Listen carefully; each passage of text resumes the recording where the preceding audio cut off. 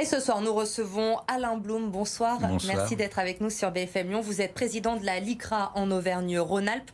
Alors Emmanuel Macron aujourd'hui était en déplacement à Mulhouse pour s'exprimer sur le communautarisme ou le séparatisme islamiste, comme il aime l'appeler désormais. Le chef de l'État, on le sait, qui est très attendu sur ce sujet. Il doit faire des annonces d'ailleurs dans les semaines à venir. Il doit avoir un discours offensif selon vous? Bien évidemment, d'ailleurs, pour ce qui concerne la LICRA, on aurait aimé que, mais bon, il n'est jamais trop tard pour bien faire, que un certain nombre de mesures venant de l'exécutif et de responsabilisation à tous les niveaux soient faites par rapport, alors, en termes sémantiques, est-ce qu'il faut employer communautarisme ou séparatisme? Il me semble que séparatisme fait référence un peu de manière anglo-saxonne au conflit entre les protestants et les catholiques ou sur d'autres. En tout état de cause, c'est un élément de langage, selon vous, du chef de l'État de parler plutôt de séparatisme que de communautarisme? Je pense qu'il y a une volonté de sa part, mais je ne suis pas proche d'Emmanuel Macron au point de pouvoir répondre. Mais en tout état de cause, ce terme-là veut sans doute plus serrer les tentatives de déstabilisation des valeurs de la République de minorités, notamment l'islam politique et des courants identitaires qui aujourd'hui posent problème dans un certain nombre de milieux. Vous regrettiez à l'instant qu'Emmanuel Macron, le gouvernement en général, ait mis peut-être un peu trop de temps pour s'emparer de ce sujet. Gérard Collomb, justement, aujourd'hui, disait qu'on avait perdu 20 ans sur cette question par naïveté, par complicité de certains élus aussi. Vous êtes d'accord avec ces propos ? Alors pour ce qui concerne la LICRA, on est une association laïque et universaliste et très présent sur le terrain. Et il est vrai, alors sans doute comme le dit Gérard Collomb, mais que en tout état de cause, il y a eu pendant longtemps ce qu'on appelle une omerta dans un certain nombre de territoires. Alors, il y a eu des livres qui s'appelaient Les territoires perdus de la République.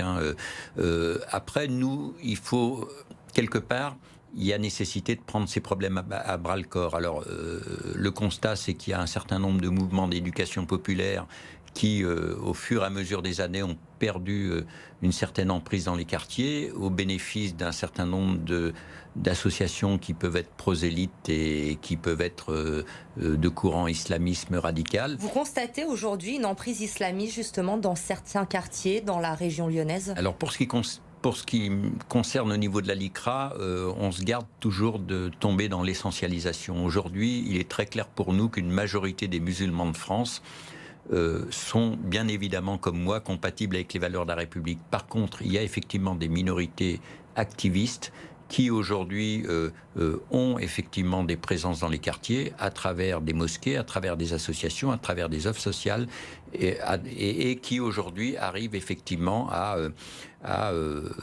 embrigader un certain nombre d'esprits dont les actualités récentes ont montré les dangers que cela peut générer, quoi. Quelles sont selon vous les communes les plus concernées sur la métropole lyonnaise? Alors, souvent les communes, alors là aussi il faut se garder d'essentialiser parce qu'il y a des belles énergies. En tous les cas, il y a les territoires qu'on appelle en quartier politique de la ville qui aujourd'hui concentrent le plus de précarité et de pauvreté et concentrent aussi une forme d'ethnisation d'un certain nombre de poches de quartier. Alors quand on dit ça, dans nos propos à la LICRA, le R et le A est aussi important. Donc la LICRA est une organisation antiraciste. Il est hors de question pour nous d'essentialiser ni de stigmatiser une minorité quelle qu'elle soit. Par contre, il y a nécessité d'allier la question du peuplement dans ces quartiers-là, c'est-à-dire il y a très peu de mixité sociale, que ce soit à l'école ou que ce soit dans le logement. Et ces éléments-là concourent effectivement à permettre à un islam politique de prospérer. Par contre, il y a d'autres contre-feux avec des associations qui luttent sur le terrain tous les jours et la LICRA est très présente dans ces quartiers. Comment justement au quotidien la LICRA intervient, essaye de changer les choses dans ces quartiers? Qu'est-ce que vous mettez en place? Alors, au niveau de la LICRA, on a des actions de terrain multiples et variées. Les plus significatives, ce sont les interventions en milieu scolaire, de la primaire au collège en passant par le lycée, en privilégiant effectivement les lycées ou les collèges en éducation prioritaire. Donc c'est en lien avec ce que je disais précédemment. Aussi dans le primaire, et il y a un certain nombre de villes dont vous faisiez référence qui aujourd'hui sont engagées dans des politiques publiques notamment la ville de Vaux-en-Velin, avec une maire Hélène Geoffroy, pour ne pas la nommer, qui a développé depuis quelques années un plan de lutte contre le racisme et l'antisémitisme.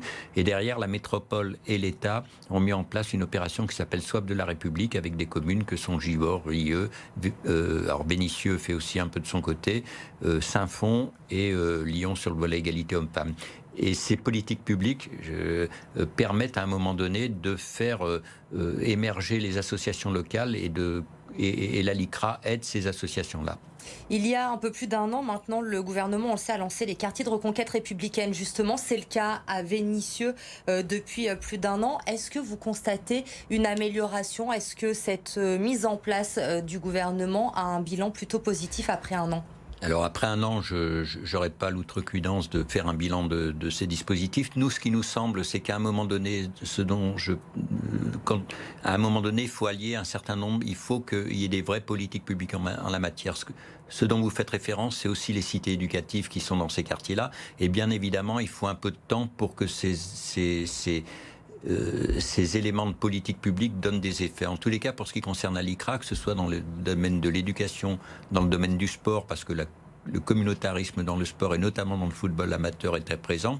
D'ailleurs, Roxana Maracineanu est présente aujourd'hui à Mulhouse avec le président de la République pour essayer de faire avancer les choses dans ce domaine. Absolument. Et au niveau de la LICRA, on essaye d'avoir des partenariats le plus possible avec des clubs professionnels et avec des clubs amateurs pour pouvoir, ce qu'on appelle nous, mettre hors jeu le racisme dans le sport. Le vivre ensemble est encore possible, selon vous, aujourd'hui en France ? Alors le terme vivre ensemble, il y a un côté un peu carte postale, mais en tout état de cause, pour nous, faire ensemble, rétablir la mixité sociale dans le logement, dans l'école, c'est encore possible, mais il faut une conjugaison entre des vraies politiques publiques et dans ce sens-là, ce que peut annoncer le président de la République aujourd'hui et les deux prochains déplacements qu'il va faire est important. Et derrière, il faut que les communes, que les métropoles, que les acteurs sociaux, que l'éducation nationale, qui le fait aussi de son côté, soient en co-construction par rapport à rétablir une société avec des valeurs de la République et de la mixité partout. Merci beaucoup Alain Blum d'avoir été avec nous ce soir sur le plateau de BFM Lyon. Je vous rappelle, vous êtes le président de la LICRA en Auvergne-Rhône-Alpes.